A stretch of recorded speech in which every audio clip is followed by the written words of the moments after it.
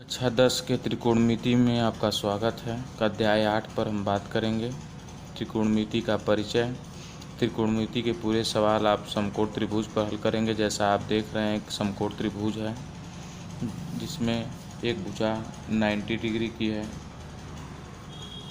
90 degree की है। 90 degree के सामने वाली भुजा को हम कर्ण कहते हैं और जिस कोण को हम थीटा मानेंगे उसके सामने वाली भुजा को हम लंब कहेंगे। जैसे हम इसको हम कोण बी को या कोण इसको थीटा मानते हैं तो इसको हम लंब बोल देंगे और इसके नीचे जो है उसको आधार, जैसे हम इसका नामकरण कर देते हैं ए, बी और सी। जैसे कोण सी को हमने थीटा माना है तो यह लंब होगा।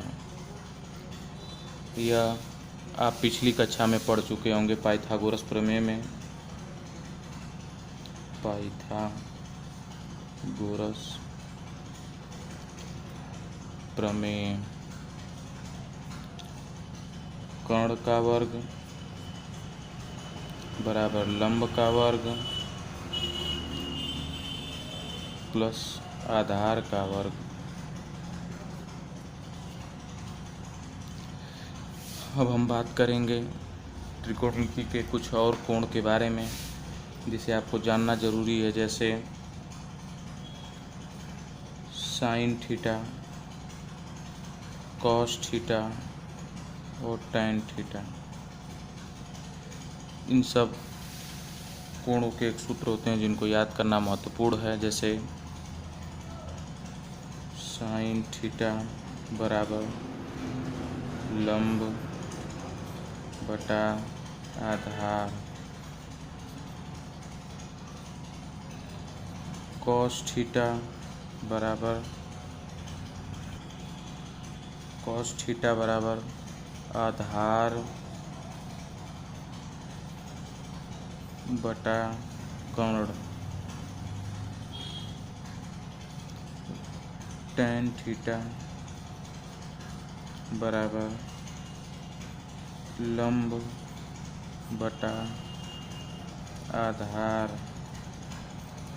इनको याद करने का एक आसान तरीका है यल ए एल बटा के ए, लाल बटा कक्का। जैसे यल से लंब, ए से आधार और के से कर्ण।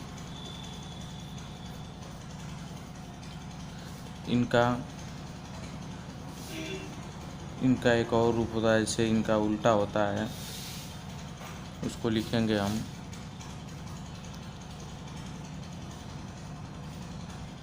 Sign theta cosec theta, cos theta sec theta, tan theta cot theta. ये इसका विपरीत होता है। साइन थीटा बराबर लंब बटा आधार है तो कोसेक थीटा बराबर आधार बटा लंब हो जाएगा। कॉस थीटा बराबर आधार बटा कर्ण है तो सेक थीटा बराबर कर्ण बटा आधार।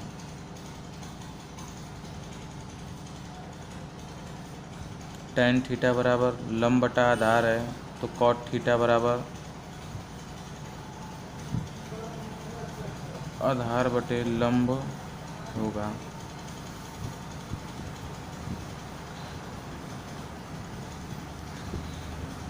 इसके बाद हमें एक और चीज़ जाननी जरूरी है।